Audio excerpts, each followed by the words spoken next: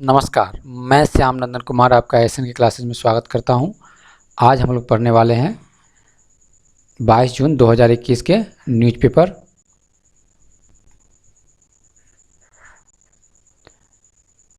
दैनिक जागरण। इसके अंतर्गत हम लोग देखेंगे जो हमारे एग्ज़ाम के लिए कौन कौन सा न्यूज़ जो है काफ़ी इम्पोर्टेंट है। तो चलिए हम स्टार्ट करते हैं आज का पहला न्यूज़।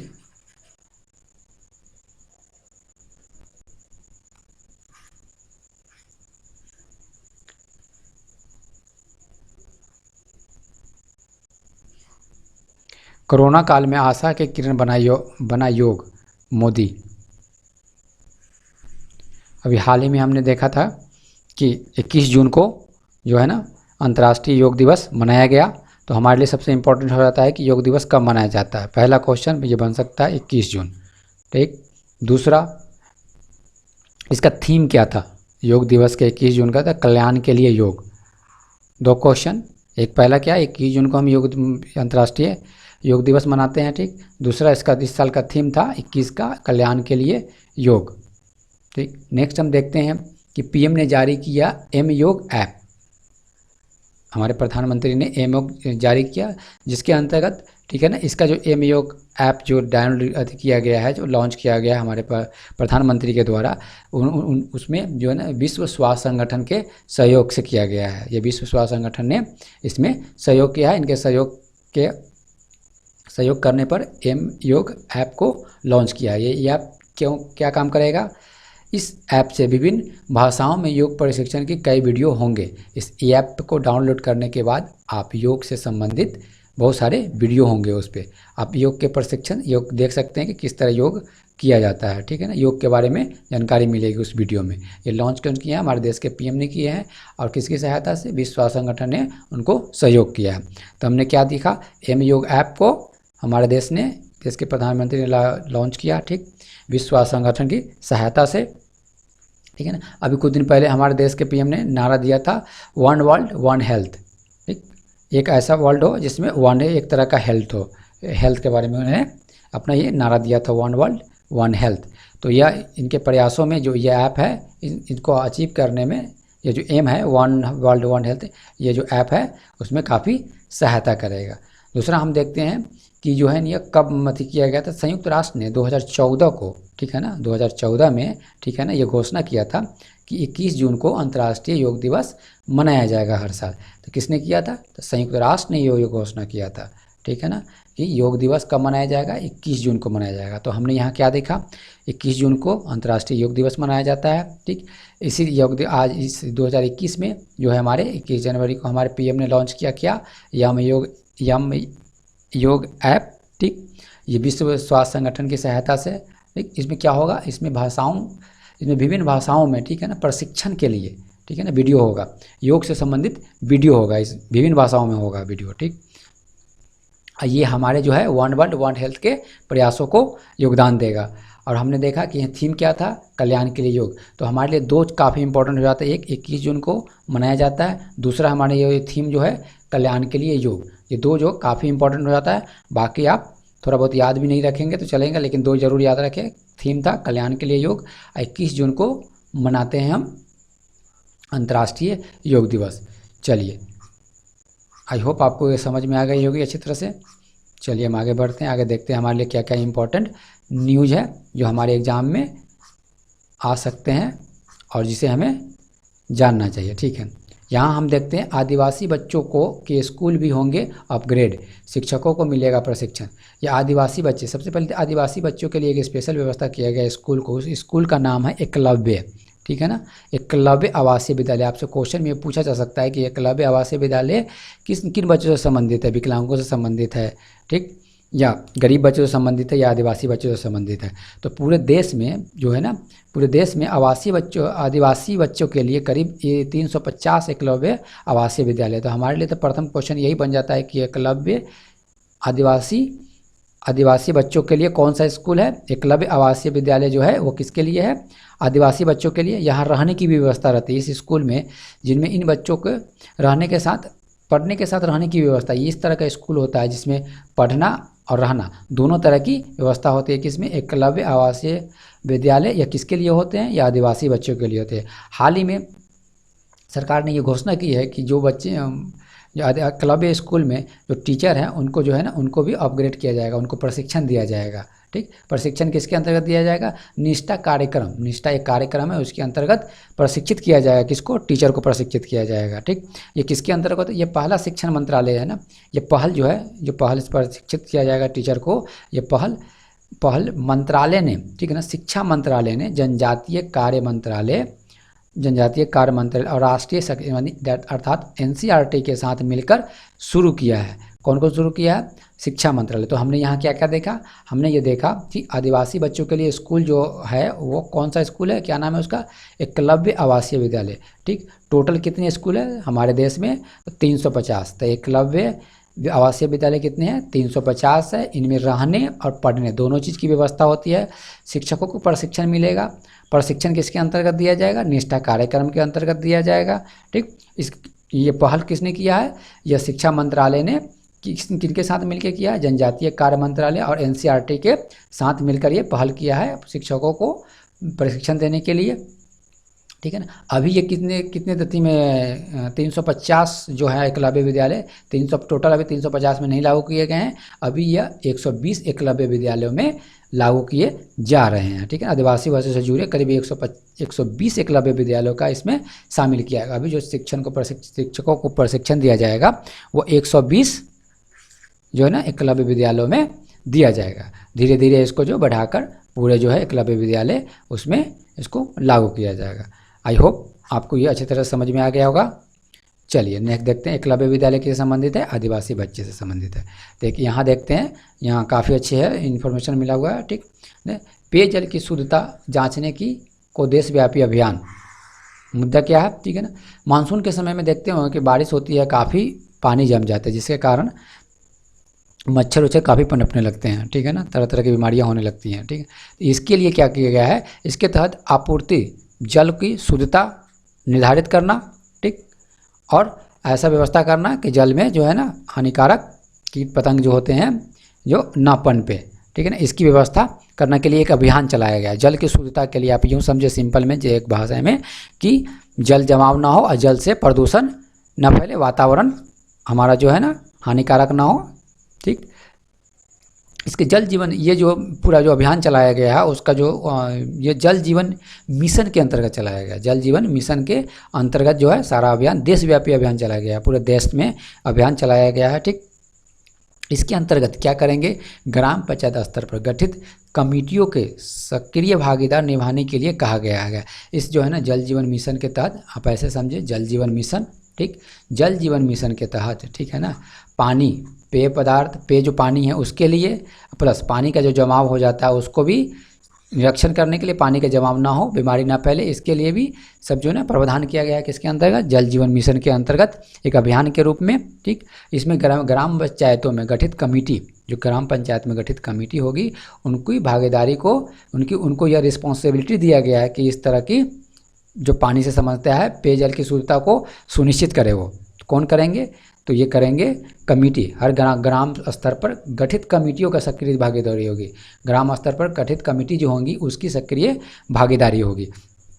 अब हम देखते हैं जल जीवन मिशन में क्या क्या जो है ना प्रावधान किए गए हैं। देखते हैं जल जीवन मिशन के तहत, ठीक है ना, वर्ष 2024 तक सभी ग्रामीण घरों में नल से पानी की आपूर्ति सुनिश्चित करने का लक्ष्य रखा गया है। क्या रखा गया है? हमने देखा कि जल जीवन मिशन के अंतर्गत ही अभियान चलाया गया। अभियान क्यों चलाया गया? अभियान इसलिए चलाया गया है कि पेयजल जो है ना उसको शुद्ध बनाया जाए। ठीक है ना, उसमें पेयजल की शुद्धता निर्धारित की जाएगा। निर्धारित कौन करेगा? रिस्पॉन्सिबिलिटी दिया गया है ग्रामीण स्तरीय कमेटी को। कमेटी गठित होगी, वो कमेटी इसको सुनिश्चित करेगी। और जल जीवन मिशन के अंतर्गत देखें 2024 तक ऐसा प्रावधान है कि ग्रामीण क्षेत्रों में जो है ना नल से पानी की व्यवस्था की जाएगी। लक्ष्य रखा गया है 2024 तक, इसमें लक्ष्य रखा गया है। ठीक है ना, इसके लिए जल जीवन मिशन के अंतर्गत जितने भी पैसे मिलेंगे, ठीक है ना, उसका 2% मिशन में आवंटित धनराशि का 2% हिस्सा आपूर्ति होने वाले जल की गुणवत्ता की जांच और निगरानी पर खर्च किया जाना है। ठीक है ना, सपोज कीजिए कि 100 रुपया अगर दे रहे हैं जल जीवन मिशन के अंतर्गत, तो 2 रुपया किस में जाएगा? निरीक्षण में जाएगा। उसको निरीक्षण करना है, जांच करने में जाएगा 2 रुपये उसमें। ठीक है ना। किसके अंतर्गत है ये? जल जीवन के मिशन के अंदर, जल जीवन मिशन के तहत 2024 तक जो है ना हर घर, ग्रामीण क्षेत्रों में हर घर में नल से पानी की व्यवस्था की जाएगी, ठीक है ना। और दूसरा इसमें यह है, इसमें फील्ड टेस्ट किट का उपयोग किया जाएगा। फील्ड टेस्ट किट का उपयोग किया जाएगा किसके लिए? पानी की गुणवत्ता को जांचने के लिए जो है इसकी उपयोग किया जाएगा। किसका? फील्ड टेस्ट किट का प्रयोग किया जाएगा। आगे हम देखते हैं राज्यों को सेंसर आधारित सप्लाई लाइन बनाने को कहा गया है, ताकि पानी में किसी तरह की जो है ना, इसमें गाइडलाइन जारी किया गया है कि राज्य को ना सेंसर आधारित, मतलब ऐसा पाइपलाइन होगा जिसमें सेंसर लगा होगा, ठीक। अगर कहीं भी पाइप फटती है तो वो सेंसर इंडिकेट कर देगा कि यहाँ से पाइप फटी हुई है, ठीक है ना। तो पाइप जो है ना सेंटर लगा, पाइप में क्या लगा होगा? सेंसर लगा होगा, ठीक है ना। सप्लाई, राज्य को सेंसर आधारित सप्लाई लाइन बनाने को कहा गया है। सेंसर आधारित जो भी लाइन बनेंगे ना वो सेंसर आधारित लाइन बनेंगे, ठीक है ना। ये परीक्षा मानसून सीजन के पहले और बाद में किया जाएगा। अब ये जो इसमें अब व्यवस्था किया गया है, अभी जो अभियान चलाया गया है, वो परीक्षण कब किया जाएगा? परीक्षण किया जाएगा मानसून से पहले, यानी बारिश होने से पहले भी परीक्षण किया जाएगा, बारिश होने के बाद भी पानी की शुद्धता का परीक्षण किया जाएगा। तो इस तरह की ये गाइडलाइन एक तरह का देखा जाए तो देशव्यापी अभियान है पेयजल की शुद्धता को सुनिश्चित करने के लिए। ये सब किसके अंतर्गत किया जा रहा है? जल जीवन मिशन के तहत ही किया जा रहा है इसको। तो आई होप आपको ये वीडियो, आपको ये इन्फॉर्मेशन समझ में आ गई होगी, ठीक है ना। हमारे लिए क्या इसमें इंपॉर्टेंट हो सकता है? जल जीवन मिशन के अंतर्गत जो है हमारे एमसीक्यू बना, क्या बन सकते हैं? एमसीक्यू बन सकते हैं कि जल जीवन मिशन के अंतर्गत, ठीक, 2000 कब तक जो है ना ग्रामीण क्षेत्रों में नल से पानी की व्यवस्था करना है, ठीक है ना। तो वो है 2024 तक। आपके ऑप्शन में दे देंगे 2025, 2026 ऐसे दे देंगे, ठीक। अब पानी की निरीक्षण करना, ठीक, उसकी शुद्धता की जांच करना किसकी रिस्पॉन्सिबिलिटी है? तो हर ग्राम पंचायत में स्तर पर गठित कमेटी की रिस्पॉन्सिबिलिटी है कि पानी को सुनिश्चित करे। कब करे? मानसून से पहले और मानसून के बाद भी सुनिश्चित करना है, देखना है, मतलब निरीक्षण करना है। और निरीक्षण करने के लिए 2% जो है पैसे, पूरे जो पैसे देंगे उसका 2% जो है निरीक्षण में जाएगा, निरीक्षण ऑब्जर्वेशन किया जाएगा, निगरानी किया जाएगा, उसको उसके लिए दिया जाएगा। चलिए नेक्स्ट क्वेश्चन देखते हैं, नेक्स्ट न्यूज़ देखते हैं। द्विपक्षीय सहयोग पर भारत और श्रीलंका के विदेश मंत्रियों की बात। यहाँ मुद्दा ये है कि भारत जो है विभिन्न जो क्षेत्रीय स्तर पे जो है ना, क्षेत्रीय ऑर्गेनाइजेशन जैसे बिम्स्टेक हो गए हैं, ठीक है ना, IORA हो गए हैं, ठीक, इंडियन ओशियन रीम एसोसिएशन हो गए हैं, ठीक है ना। इसके अंतर्गत भारत जो है ना छोटे छोटे ऑर्गेनाइजेशन है उसमें जो है ना क्षेत्रीय सहयोग बढ़ाने पर बल दे रहा है। मतलब वो जो छोटे छोटे ऑर्गेनाइजेशन है इसमें जो अपनी भागीदारी को और बल दे रहा है, मजबूत करने की कोशिश कर रहा है छोटे छोटे ऑर्गेनाइजेशन में। तो यहाँ हम देखेंगे क्या, यहाँ हमें देखना है कि बिम्स्टेक के अंतर्गत हमसे क्वेश्चन ये पूछा जा सकता है कि बिम्स्टेक के अंतर्गत कौन कौन से मेंबर है और बिम्स्टेक का फुल फॉर्म क्या है। तो बिम्स्टेक में हम देखते हैं कि फुल फॉर्म हो गया bay of Bengal initiative for multi sectoral technical and the economic cooperation. इसका फुल फॉर्म हो गया बिम्स्टेक का bay of Bengal initiative for multi sectoral technical and economic cooperation. इसमें मेंबर कौन से हैं, ठीक है ना, इसमें टोटल 7 मेंबर है, ठीक। टोटल कितने मेंबर है? 7 मेंबर है। 7 मेंबर है भारत, बांग्लादेश, म्यांमार, श्रीलंका, थाईलैंड, नेपाल और भूटान। खासकर यूपीएससी वाले बच्चे इसको तो रट ही ले कि 7 मेंबर है। और 7 में कौन कौन से मेंबर है? ऑर्गेनाइजेशन, यूपीएससी में ऑर्गेनाइजेशन जैसे SAARC, ASEAN, BRICS, Quad, G7, G20, ठीक, ये सब जो मेंबर है, एक मेंबर तो जरूर SCO, ये सब 8-10 जो ऑर्गेनाइजेशन है इनसे एक न एक ऑर्गेनाइजेशन से क्वेश्चन रहते हैं, इसलिए आप इसको रट ही ले, अच्छा रहेगा, ठीक है। तो कितने मेंबर है बिम्स्टेक में? टोटल 7 मेंबर है बिम्स्टेक में। दूसरा जो छोटे ऑर्गेनाइजेशन इंडियन एसोसिएशन रीम एसोसिएशन, इसमें टोटल 23 मेंबर है जो इंडियन ओशन से बाउंड्री बनाते हैं। इंडियन ओशन से क्या करते हैं? बाउंड्री बनाते हैं। ऐसे इसमें ये कंट्री है, मेनली जो कंट्री है 23 कंट्री है, ठीक, वो जो है इंडियन ओशन से बाउंड्री बनाते हैं। तो ये हालांकि 23 है, इसको याद रखने की ज़रूरत नहीं है, 23 काफ़ी हो जाते हैं कंट्री। आपको सिर्फ याद रखना है कि यहाँ पे बिम्स्टेक में कितने मेंबर होते हैं, ठीक। और यहाँ पे मेन जो न्यूज है हमारे क्या है, भारत जो है ना छोटे छोटे ऑर्गेनाइजेशन है जैसे बिम्स्टेक हो गए हैं, जो इंडियन एसोसिएशन रीम एसोसिएशन हो गए, इसमें जो है ना अपनी एक मजबूत स्थिति बनाने की कोशिश कर रहे हैं, ठीक है ना। चलिए, ये दोनों जो ऑर्गेनाइजेशन होगा ये अंतर सरकारीय संगठन होगा, अर्थात जो होगा ये गवर्नमेंट का ऑर्गेनाइजेशन होगा। इसमें टोटल जो भाग ले रहे हैं मेंबर जो हैं सब जो है वो गवर्नमेंट ही हैं, गवर्नमेंट के ऑर्गेनाइजेशन, देश ही ऑर्गेनाइजेशन ले रहे हैं, ठीक है। चलिए, इसमें लिखा अंतर सरकारीय संगठन है ये। चलिए नेक्स्ट क्वेश्चन देखते हैं, नेक्स्ट न्यूज़ देखते हैं हमारे लिए क्या इंपॉर्टेंट है। आज जितने भी न्यूज़ है वो काफ़ी इंपॉर्टेंट है और एग्ज़ाम के लिए काफ़ी रिलेवेंट भी है। तो चलिए, रोहिंग्या हमने काफ़ी दिनों से पढ़ रहा है। रोहिंग्या जो है ना एक मुस्लिम माइनॉरिटी है, कहाँ के हैं, ये म्यांमार के हैं। चलिए, हमने कुछ दिन पहले देखा था, एक पहले देखिए गंगा के किनारे गहमर का जो संकल्प आत्मसात, मेन मुद्दा ये है कि एशिया का सबसे बड़ा गांव है एक, ठीक।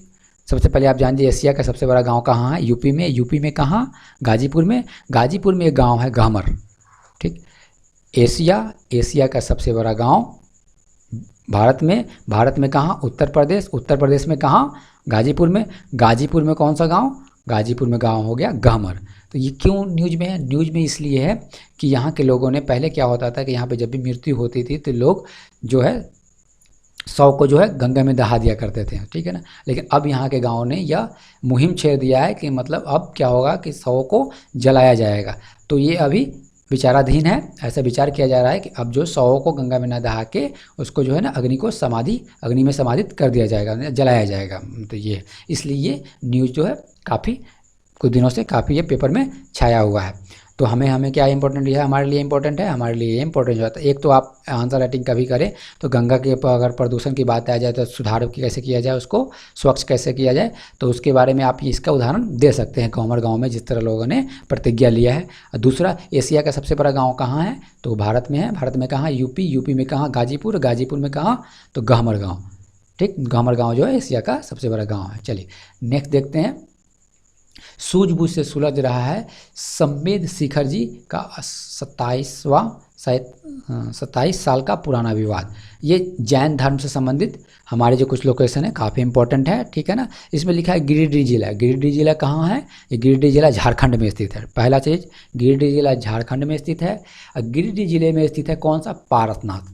पारसनाथ एक जगह है, ठीक है ना, ये पहाड़ी इलाका है जो किस धर्म से संबंधित है, वो जैन धर्म का सबसे बड़ा तीर्थ स्थल है। तो हमने क्या देखा, झारखंड में गिरिडीह जिला, गिरिडीह जिले में पारसनाथ एक जगह है। पारसनाथ क्या है, एक जगह है जो जैन धर्म के लिए सबसे बड़ा तीर्थ स्थल है। ये मुद्दे में क्यों है, क्योंकि जानते हैं कि जैन धर्म तो 2 भागों में बट गया था, श्वेतांबर और दिगंबर। तो ये पारसनाथ जगह को लेकर ये दोनों जो श्वेतांबर और दिगंबर में जो है क्या हो, 27 सालों से विवाद चल रहा है दोनों में कि यह किसका है, पारसनाथ श्वेतांबर का है या दिगंबर का है, ठीक। तो ये मुद्दा है इन लोगों का। लेकिन हमें देखना क्या है कि पारसनाथ एक ऐसी जगह है, हमें दे देगा कि पारसनाथ किसके लिए फेमस है, जैन धर्म के लिए, बौद्ध धर्म के लिए। तो हमें क्या है मारना है, कौन पे आंसर हमारा ये मारना है कि वो जो है जैन धर्म के लिए फेमस है। जैन धर्म में हम देखते हैं कि टोटल जो है ना 24 तीर्थंकर है, ठीक। जिनमें से 20 ने पारसनाथ में ही निर्माण की प्राप्त की। अर्थात मतलब कहने की अर्थ ये है कि टोटल 24 तीर्थंकर जो जैन धर्म में है उनमें से 20 ने निर्माण की प्राप्ति कहाँ की है, वो पारसनाथ में की है। पारसनाथ कहाँ है, गिरिडीह जिले में, झारखंड में, ठीक। जहाँ जैन धर्म के 2 भागों में बटा था कौन सा दादा है, वो है श्वेतांबर और दिगंबर, ठीक है ना। इसमें हम देखते हैं कि 2-3 जो है ना तीर्थंकर के नाम दिए हुए, जैसे 16वें तीर्थंकर कौन थे, भगवान शांतिनाथ, ठीक। 16वें तीर्थंकर कौन थे, शांतिनाथ। इनका भी निर्माण कहाँ हुआ था, पारसनाथ में हुआ था। 15वें तीर्थंकर कौन थे, श्री धर्मनाथ, ठीक। 15वें तीर्थंकर थे श्री धर्मनाथ, ठीक। 16वें तीर्थंकर थे शांतिनाथ, ठीक। तो हमने यहाँ क्या देखा, पारसनाथ कहाँ स्थित है, गिरिडीह जिले में, झारखंड। यहाँ पे विवाद का मुद्दा क्या है, विवाद का मुद्दा ये है कि श्वेतांबर और दिगंबर जो इसकी है 2 भाग में बटे हुए थे जो जैन, वहाँ पे जो है ना से थी पारसनाथ को लेकर, जगह को लेकर काफ़ी 27 सालों से पुराना विवाद चल रहा है। लोग श्वेतांबर बोलते हैं कि ये मेरे हैं और दिगंबर कह रहे हैं कि ये मेरे हैं, ठीक है ना। तो हमें ये इंपॉर्टेंट क्या है हमारे लिए, पारसनाथ कहाँ स्थित है।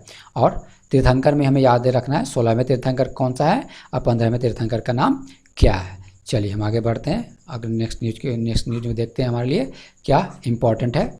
आई होप आपको ये वीडियो समझ में अच्छी तरह से आ रही होगी, ठीक है ना। भारत 5वां सबसे बड़ा FDI बाजार, ठीक। भारत जो है 5वां सबसे बड़ा FDI बाजार, अर्थात अंकटाड क्या है, एक ऑर्गेनाइजेशन है, UNA conference on trade and development. क्या अंकटाड का फुल फॉर्म है UNA conference on trade and development. इन्होंने एक रिपोर्ट जारी किया, वर्ल्ड इन्वेस्टमेंट रिपोर्ट। क्वेश्चन बन सकते हैं खासकर यूपीएससी वाले बच्चे को, वर्ल्ड इन्वेस्टमेंट रिपोर्ट कौन जारी करता है? एक क्वेश्चन रिपोर्ट से यूपीएससी में रहते हैं, ठीक है ना।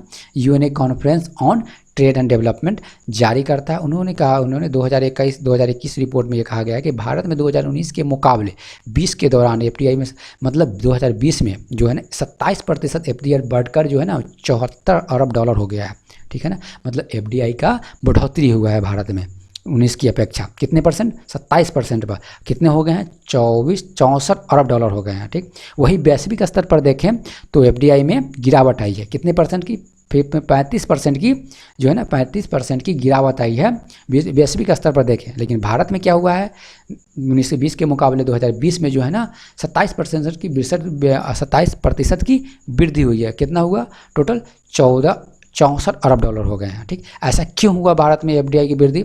ऐसा इसलिए हुआ है कि सूचना एवं संचार तकनीकी के क्षेत्र में, भारत में इंफॉर्मेशन और टेक्नोलॉजी के क्षेत्र में विलय एवं अधिग्रहण के, आप देखे होंगे कि जो सूचना इंफॉर्मेशन एंड टेक्नोलॉजी के क्षेत्र में जो है ना काफ़ी जो है ना ऑर्गेनाइजेशन का या तो विलय हो गया है, ठीक है ना, या अधिग्रहण कर लिया गया है। या तो एक ऑर्गेनाइजेशन का दूसरे ऑर्गेनाइजेशन में मिल गए हैं, या उसको एक ऑर्गेनाइजेशन ने दूसरे ऑर्गेनाइजेशन को खरीद लिया है। इसी कारण से जो है ना हमारे यहाँ एफडीआई जो है 27% की वृद्धि हुई है। हमारे लिए सबसे इम्पोर्टेंट क्या हो जाता है? हमारे लिए सबसे इम्पोर्टेंट है रिपोर्ट। ये रिपोर्ट को याद रखना कि अंकटाड वर्ल्ड डेवलपमेंट रिपोर्ट जारी करते हैं।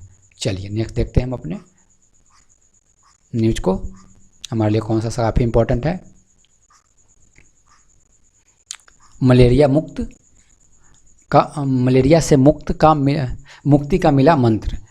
मेन इशू क्या है इसमें? मलेरिया से मुक्ति का न्यूज में क्या बता रहे हैं?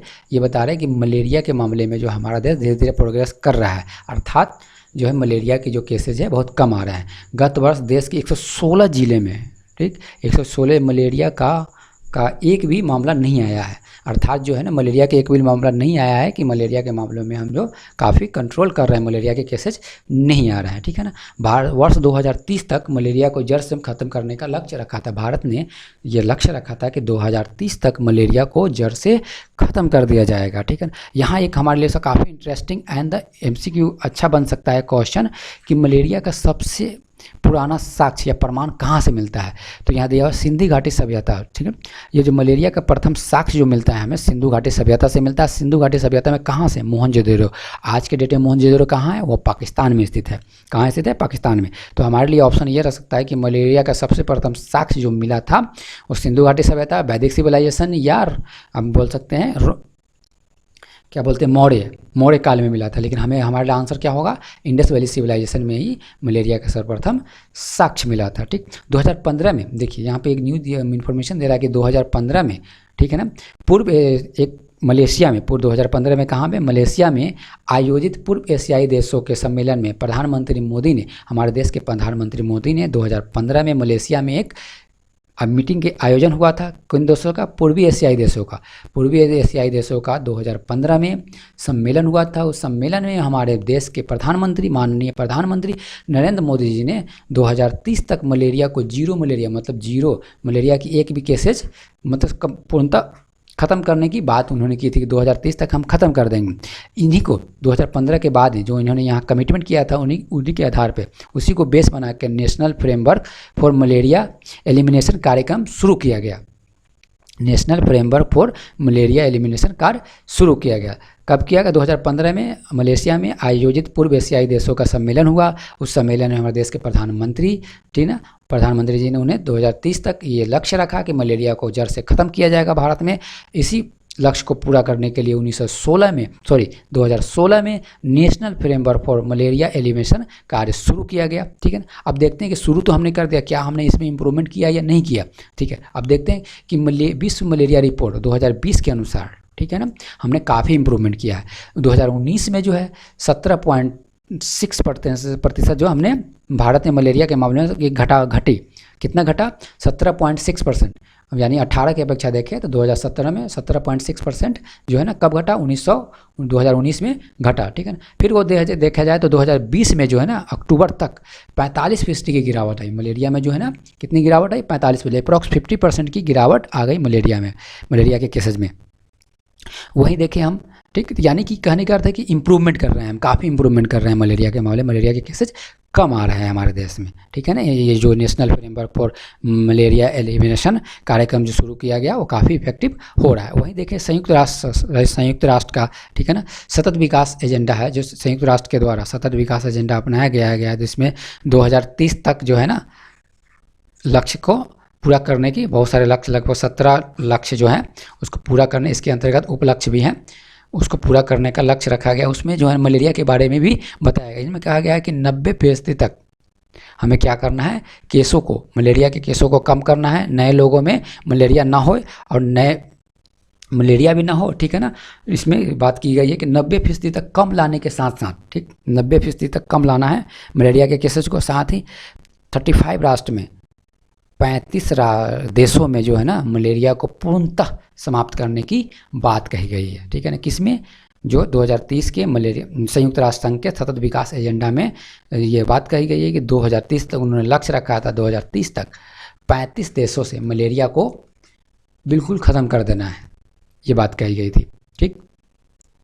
चलिए नेक्स्ट हम देखते हैं मलेरिया के कुछ इसमें इन्फॉर्मेशन दे रहे हैं कि ये क्यों होता है मलेरिया। मच्छर गंदे पानी में पनपते हैं, क्यों होता है, मच्छर जो है ना गंदे पानी, मान लीजिए गंदे पानी का जमा हो गया तो वहाँ मच्छर पनपेगा, मच्छर काटेंगे तो मलेरिया होगा। मलेरिया जो मच्छर जो होते हैं ज़्यादातर रात में ही काटते हैं, मलेरिया के जो मच्छर होते हैं अधिकांशतः जो है रात में ही काटते हैं। इसलिए बरसात के दिनों में जहाँ वहाँ पानी जमा होने से मच्छर में पनपने का मौका मिल सकता है। ऐसे स्वच्छता की मतलब कहने का अर्थ है कि बरसात के दिनों में थोड़ा आप ध्यान रखें। ये एक तरह देखे थे, जो ये लास्ट स्टेटमेंट जो बोल रहा है अवेयरनेस की बात कर रहा है कि कहीं भी पानी जमा हो रहा है तो पानी जमाव ना होने दे, ठीक है। नेक्स्ट हम देखते हैं, अभी कुछ दिनों से ईरान के जो राष्ट्रपति, नए राष्ट्रपति बने हैं रईसी, ठीक है ना, उनको लेकर पहले ये रईसी जो हैं ईरान के राष्ट्रपति इब्राहिम रईसी, ये एक कट्टरपंथी माने जाते हैं, इससे पहले जो उदारवादी थे हसन रूहानी, इससे पहले जो कौन थे राष्ट्रपति, हसन रूहानी थे ईरान के, ठीक है ना।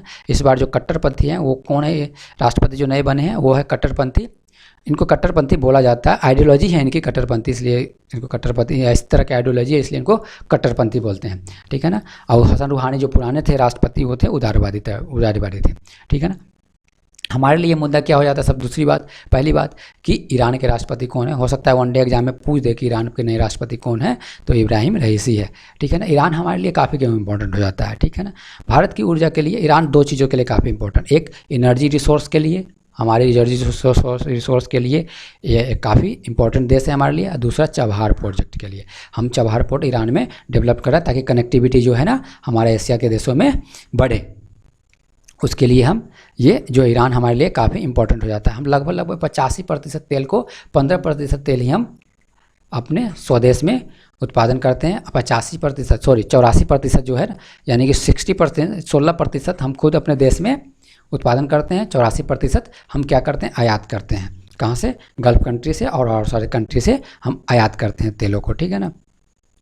लेकिन अभी ये मुद्दा हो गया था जब वो न्यूक्लियर पैक्ट जो ईरान और 6 देशों के बीच में था, 6 पावरफुल कंट्री के बीच में जो न्यूक्लियर पैक्ट था, उसके अंतर्गत 2015 में जो एग्रीमेंट आया था, 2015 में जो पैक्ट हुआ था किसके बीच में, ईरान और P5+1 नेशन के बीच में। P5 नेशन कौन से थे, P5 नेशन थे यूएसए, ठीक, यूएसए, फ्रांस, ब्रिटेन, चाइना, रसिया, ये 5 P5 नेशन प्लस जर्मनी, ये हो गए 6 कंट्री, प्लस ईरान के बीच में एक समझौता हुआ था, कौन, परमाणु समझौता, जिसके अंतर्गत बहुत सारे रिस्ट्रिक्शन लगाया गया था कि परमाणु जो है ना न्यूक्लियर का इनरिचमेंट ईरान को किस हद तक करना है और कितना करना है।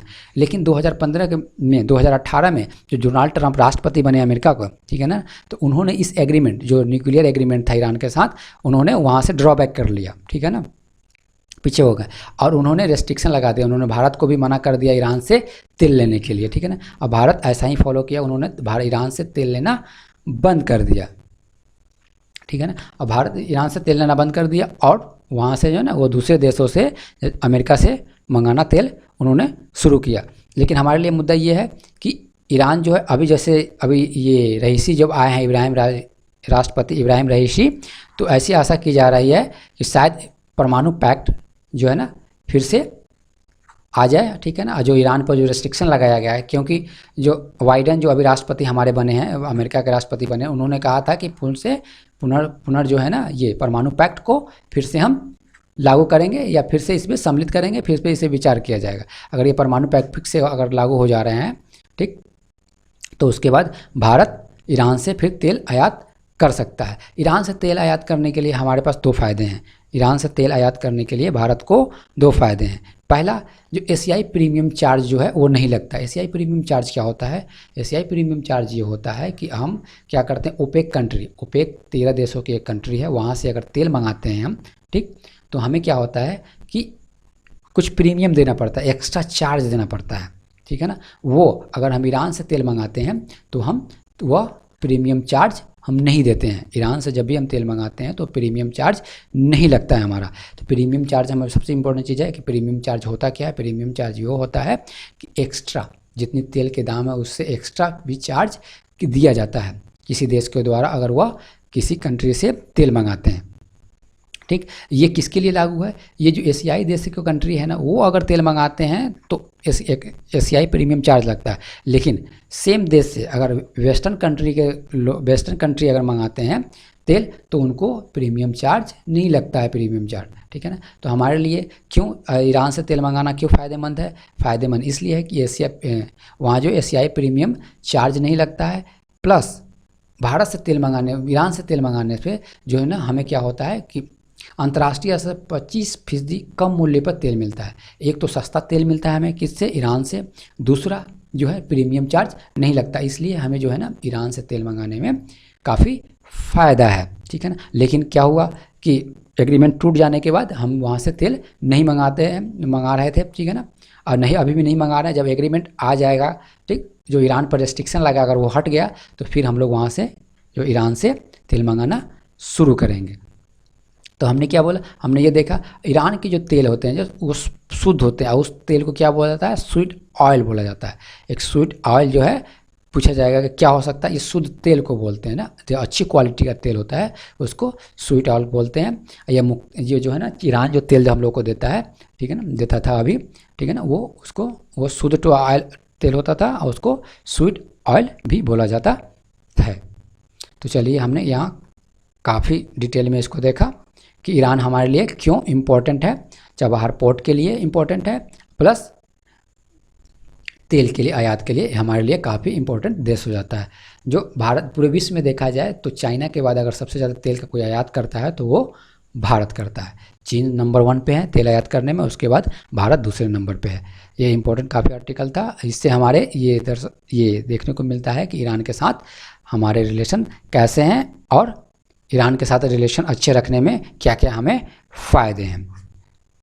चलिए, कनेक्टिविटी प्लस तेल, दो चीज़ों के लिए जो है ईरान हमारे लिए काफ़ी इम्पोर्टेंट है, ठीक है ना। हमने अभी देखा कि एशिया का सबसे बड़ा गांव कहाँ है? गाजीपुर ज़िले। गाजीपुर ज़िला कहाँ है? यूपी में। गाजीपुर ज़िले में गहमर एक गांव है, वो जो न्यूज़ में क्यों था? दाह संस्कार को लेकर, ठीक है ना। डेड बॉडी को वो लोग गंगा में दहाते थे, लेकिन वहाँ के लोगों ने प्रण किया है कि अब नहीं करेंगे। चलिए एक क्षेत्रीय न्यूज़ देखते हैं बिहार से रिलेटेड। 7 निश्चय 2 योजना के अंतर्गत, ठीक, ये विमेन एम्पावरमेंट से संबंधित है। अभी जहाँ भी महिला सशक्तिकरण की बात आए वहाँ आप इसको कोट कर सकते हैं, देख सकते। 7 निश्चय 2 यह बिहार सरकार की एक इनिशिएटिव है, ठीक है, एक प्रयास है। इसके अंतर्गत जो है बिहार में सीईओ के पद पर 35% मतलब 35% महिलाओं को तैनाती में लगेगा समय, ठीक है ना। इसके अंतर्गत 7 निश्चय 2 बिहार की योजना है, ठीक है ना। इसके अंतर्गत एक प्रावधान यह है कि 35% क्या होगा? सीओ दैट मीन अंचलाधिकारी के पद पर 35% महिलाओं की तैनाती की जाएगी, ठीक। मेन मुद्दा हमें क्या याद करना है? 7 निश्चय 2 के अंतर्गत 35% जिला अधिकारी कौन होंगी? अंचल अधिकारी कौन होंगी? वो होंगी महिलाएं होंगी। यह जो है ना लक्ष्य रखा गया किसमें? 7 निश्चय योजना 7 निश्चय 2 के अंतर्गत। यह बिहार सरकार का एक अच्छा इनिशिएटिव माना जा सकता है, माना नहीं जा सकता है। चलिए अब हम देखते हैं नेक्स्ट। हमने देखा कि P5 नेशन में कौन था? USA, चाइना, रसिया, ठीक, फ्रांस और ब्रिटेन। P5 नेशन में हमने देखा था यहाँ पे हमारे लिए इस न्यूज में 2015 में हमने देख लिया कि 2015 में एग्रीमेंट हुआ था किसके बीच, 6 महाशक्तियों के बीच में न्यूक्लियर डील को लेकर। अभी जो 2-3 दिनों से न्यूज में काफ़ी है ईरान, क्योंकि अब नए राष्ट्रपति बने हैं, वो एक कट्टरपंथी माना जाता है। उनको कट्टरपंथी क्यों माना जाता है कि जिन्होंने यहाँ मुद्दा मेन है, उनको कट्टरपंथी मानने का ये मुद्दा है कि 1988 में करीब 5,000 लोगों को फांसी पर लटकाए जाने के में उनकी भूमिका के बारे में, लगभग 1988 में एक घटना घटी जिसके कारण करीब 5,000 लोगों को फांसी पर लटकाए जाने का प्रावधान किया गया, जिसमें एक कमेटी बनाई गई थी। उस कमेटी में एक मेंबर ये भी थे, कौन थे, रईसी, इब्राहिम रईसी भी एक कमेटी बनाई गई थी, उस कमेटी का मेंबर थे। इसलिए ऐसा माना जाता है कि ये कट्टरपंथी है, जिसने राजनीतिक कैदियों को फांसी की सज़ा दी थी। राजनीतिक कैदियों को किसने दी थी, फांसी की सज़ा दी थी। तो यहाँ पे समझे 1988 में ठीक करीब 5,000 लोगों को फांसी पर लटकाने की सज़ा दी थी। फांसी पर लटकाने की एक जो क्या हुआ, न्याय आया था, एक कमेटी बनाई गई थी। उस कमेटी में कौन थे हमारे, ठीक, उस कमेटी में रईसी, इब्राहिम रईसी भी थे, ठीक है ना। इसलिए इनको कट्टरपंथी माना जाता है कि मानवाधिकार का ये उल्लंघन करते हैं या करते थे। चलिए नेक्स्ट हम देखते हैं। अभी कुछ दिनों से ईरान जो है विदेश इंटरनेशनल रिलेशन में देखें तो ईरान जो है काफ़ी मुद्दे में छाया हुआ है। नेक्स्ट देखते हैं, सुभाष चंद्र बोस फॉरवर्ड ब्लॉक की स्थापना किए थे। ठीक, हम यहाँ देखते हैं सुभाष चंद्र बोस जब 1939 में उन्होंने कांग्रेस से रिजाइन दे दिया, इस्तीफा दे दिया, ठीक, तो उन्होंने एक फॉरवर्ड ब्लॉक की स्थापना की। उस समय जब 1939 में उन्होंने फॉरवर्ड ब्लॉक की स्थापना की, वो कांग्रेस के अंदर ही किए थे, कांग्रेस पार्टी के अंदर रहते हुए ही रिजाइन तो दे दिए थे, लेकिन उसके अंदर रहते हुए भी फॉरवर्ड ब्लॉक की स्थापना की। लेकिन बाद में उन्हें वहाँ से निकाल दिया गया, किससे, कांग्रेस से निकाल दिया गया। तो उसके बाद क्या हुआ कि फॉरवर्ड जो ब्लॉक है, ठीक है, एक स्वतंत्र दल बन गया। क्या बन गया, एक स्वतंत्र। जिस समय निर्माण हुआ उसमें कांग्रेस के अंतर्गत ही था, ठीक है ना। बाद में जब उन्होंने सुभाष चंद्र बोस जी को निकाल दिया गया तो यह जो फॉरवर्ड ब्लॉक था एक स्वतंत्र दल बन के आएगा। तो हमारे लिए क्वेश्चन क्या हो सकता है कि फॉरवर्ड ब्लॉक की स्थापना कब हुई, ठीक, ज़्यादा डीप जाएगा तो 1939 में। किसने किया, सुभाष चंद्र बोस ने किया, ठीक।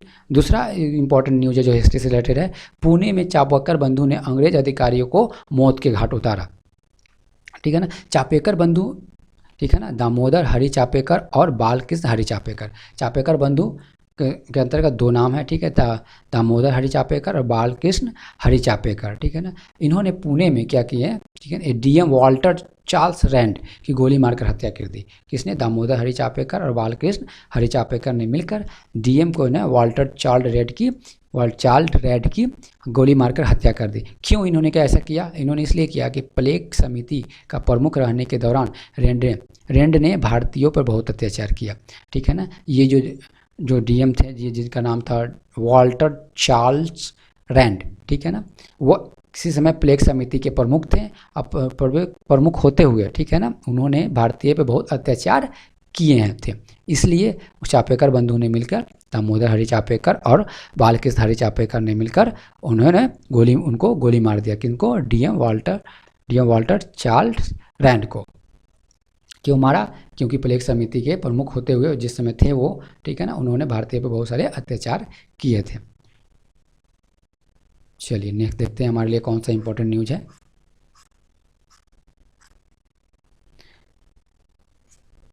यहाँ पे न्यूज खत्म हो गया। चलिए मिलते हैं नेक्स्ट वीडियो में, तब तक अपना ध्यान रखें, खुश रहें। आई होप आपको ये वीडियो अच्छी लगी होगी, ठीक है। चलिए धन्यवाद।